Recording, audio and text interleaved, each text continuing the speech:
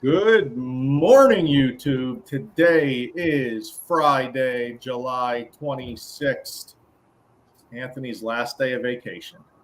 We're not going to get this view anymore. Back to the backyard next week, but for today, there's that Gulf of Mexico. Glad you could join us, Anth. You're a freaking trooper. Appreciate it. Yeah, buddy. He might be the first ever 2 for 2er while on vacation. I know I missed one on vacation. So, yeah, he's showing us how it's done, Tom. This is how you lead from the front. That's respect. Yeah, for sure. So glad to have Anth, Tom. Glad to see a great event last night with Berkshire Hathaway. The marketing team put together a hell of a show at the Pig Roast. So that was a blast. And if you didn't make it yet, you missed a good time. No, the Pig Roast was cool. I enjoyed it. It took place at Shrimp Boil. Shrimp Boil was always a great event, but I did love the Pig Roast and the outdoor atmosphere, kind of like a picnic, and felt more roomy than out of Jay Verno, where it's a little stuffy and dark. So parking was easy. Everything was good. I give an A+ to yesterday's event. I agree. So good job, Berkshire Hathaway, on that one. Can't wait for next year. But main topic, we're now 2-3 weeks away, I guess, from changes coming in real estate. We're finally getting some information on how the world's going to work. And again, no one really knows how it's going to work because it hasn't happened yet. But it seems like it's going to be more normal for sellers to not pay both of the commission now. They're going to pay their agent, and it's going to be left up to the buyer to pay the buyer's agent. Plain and simple. Seller pays seller's agent, buyer pays buyer's agent. But the buyer is allowed to ask for certain things in their offer to have the seller pay for it if they can negotiate that. So it's not like they're not allowed to ask for it. It's just not starting that way anymore. So if I'm a buyer's agent, I'm excited. I'm excited because now you really get to negotiate. You're not just negotiating price, but you get to negotiate price. You get to negotiate if the seller's paying any commission. You get to negotiate if you're going to ask for any seller concessions. You get to negotiate your own commission potentially, and probably. Where now there's way more leeway for you as a buyer's agent to run your business how you want to run your business, and you're not counting on another agent or a seller or anyone for how you get paid. Yeah, no, I think it's going to work out pretty nicely. I mean, obviously, with any change, there's going to be hiccups in the first few months, and the market's going to have time to figure it out. But I think eventually it is going to run smooth, and buyers are going to have a lot more opportunity to get into homes once it does kind of even out. And same thing with buyers. The buyers get to negotiate on a whole lot more now. It's exciting. You're not just going in at a highest and best price. There's so many different ways you can format an offer, structure an offer now to win deals and to win that house. Yeah, I mean, it's something that they have not seen over the last 3 to 4 years. It's basically come in with your highest and best, and let's hope your offer gets accepted. With the changes coming, they'll have the ability to make those negotiations to hopefully get an overall better, transaction deal, and moving forward.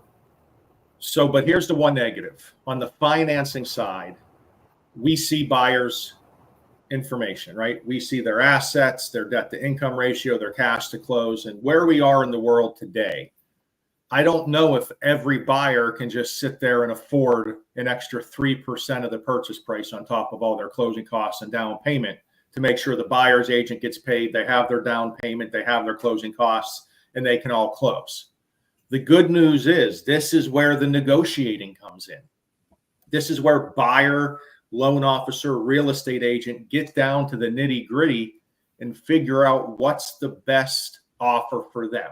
Can they afford to pay some buyer agent commission so they can offer maybe less than the purchase price, right? Hey, Mr. Seller, I'm paying my agent. I'm offering less because of that reason. Maybe that's a case. Maybe they're going to just ask for seller assistance. Maybe they're going to ask the lender for a lender credit. There's a lot of different options for the buyer, the agent, and the loan officer to decide on what makes best for that buyer. 100%. And you could ask for still the 3% commission to be paid in your offer. You could ask for 3% assist. So, I mean, you could still get the regular for minimum down conventional loan. You could still get that full assistance as well as the commission paid for. But that needs to be negotiated and put in the agreement. On an FHA, you can have the seller pay the buyer agent commission and ask for 6% seller assistance. None of that is changing. 9%, Ryan? The seller can pay 9% of costs when it comes down to it. It just has to be put in the offer. And we know that the sales agreement's changing in Pennsylvania. Everyone's freaking out about new forms, but this levels the playing field. Everyone's starting new. So I want buyers agents to be excited about this. The quicker you can learn your sales contract, what the words mean, because of course they're confusing, how to structure it, what's working in the market, you're then going to make more money for yourself than you are in this current position today. Yeah, I mean, just knowing the forms is going to be very important because it is new to everybody. But, putting your offer in and structuring it the right way that is going to help the buyers negotiate for that better offer is going to be key because buyers are always going to be looking for the affordability. That's always going to be the biggest thing when they're buying a house. They're not buying it because of the price, they're buying it because of the payment. So, doing that, proper negotiations, utilizing the agreement to your benefit to make your offer stand out is going to be key. Yeah. So we're here for you. We have a program we talked about, I don't know how many months ago, 2-3 months ago. Of course, everyone kind of forgot about it. So we're going to bring it back up here again. It's our 111 program. And all this program is it's a way for an agent to get paid. For this example, it's going to be 3%. Now, will every transaction be 3%? I probably see agents getting paid a different amount on most transactions because they're going to negotiate that with every buyer. I could be completely wrong. The 3% could say the standard, and that's kind of what everyone pays. I don't know yet, but we'll stick with 3. This is a way for the agent to get paid 3% and the buyer only to pay 1% out of pocket. Now, the best part of this is it doesn't always have to be 111. As long you can do anything that equals 3 or however much the buyer is going to get paid. So let's get into it, Ann. 1% paid by the seller. What does that mean? That would be 1% seller's assistance. There you go. Or asking the seller to pay 1% of the commission. You can now do either, right?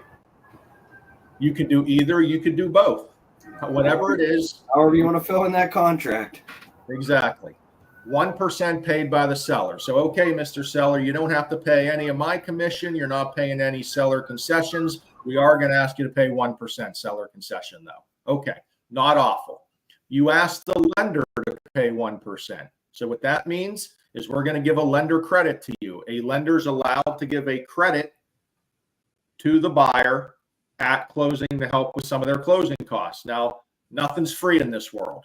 To get a lender credit, you're going to have a higher interest rate if you didn't have the lender credit. Plain and simple. That's how it works. Sorry to burst everyone's bubble. But again, to get into the home, to get everyone paid, this is an option. And then Tom, the last one, 1% paid by the buyer. Pretty self-explanatory. Yeah, 1% paid by the buyer. We're going to add that to their estimate and also confirm that they do have the funds for that 1%.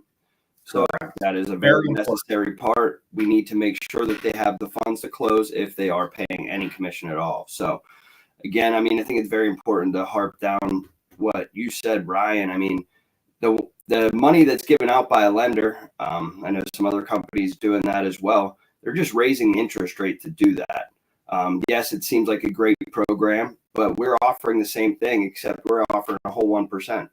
So. Right. And hey, if you can get it from the seller, get it from the seller, right?